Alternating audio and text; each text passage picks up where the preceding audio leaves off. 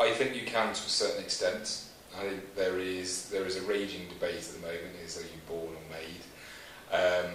I think there are certain aspects of an entrepreneur that are inherent in what type of person you are. So the gambling instinct, very often it's down to how you were brought up as well. So I think there is certainly a place for teaching, but I don't think it's everything. I think you have to be that sort of person. It's like you either go to a betting shop or you don't. Depends on what's your thing really.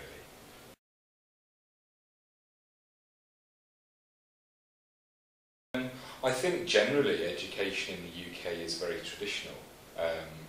I'm not involved in the education sector particularly, but from my point of view I don't think it's moved on a lot from what I see. Careers have moved on and the way we work have, but education kind of fundamentally remains the same.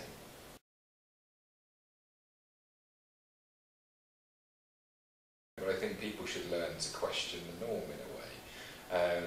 That is a sort of, a very innovative behaviour, an entrepreneurial behaviour, is to constantly question why things are like they are.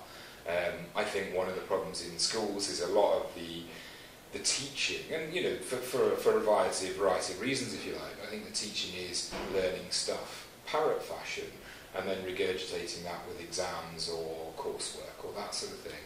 I think if there was a little more thinking element, project work and maybe linking up with industry, that would go some way to making people think creatively a little bit more.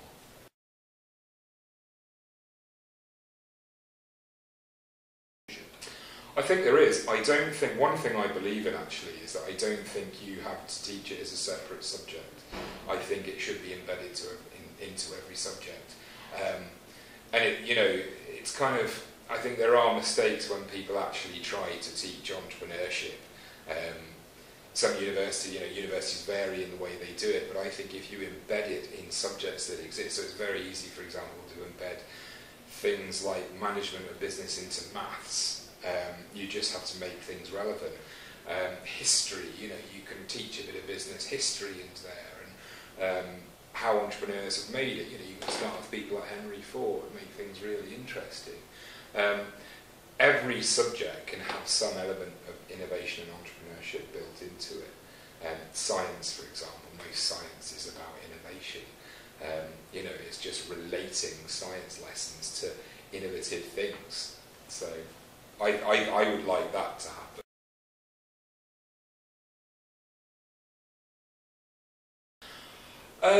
I think certainly there should be some awareness of how things work now, again, but made interesting and relevant to life, if you like, of why things. So, business plan, there is a whole debate around whether you need actually to have a business plan, or should the business plan just be here, or should it be written. And that depends on if you're going for funding and who wants to see the business plan in a way.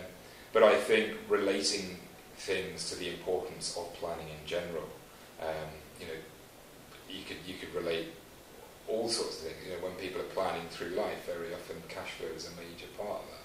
You need a salary. With that salary, you're going to buy a house, you're going to buy a car, you're going to do this, you're going to, all of that is cash flow. So you just need to make it relevant to the situation. So these are skills that I think sometimes it has been mystified in the past in a way.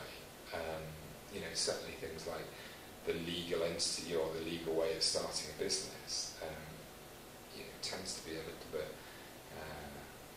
not cloak and dagger, but becomes a bit of a mystery, when actually it's fairly straightforward, and there's some fairly straightforward choices you need to make. If you don't know, if you can't make those choices, then you talk to an accountant.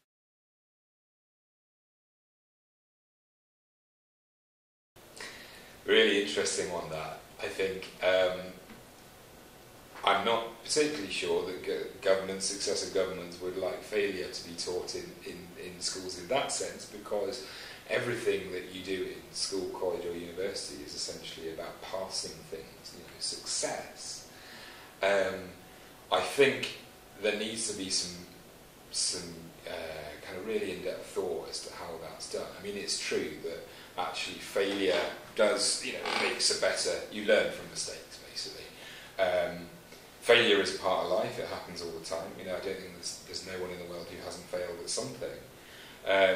But I think failure, obviously you need to put failure in the right context. I think if someone at school had said to me, "Hey Stu, failure is fine," I would, great, I'll just relax.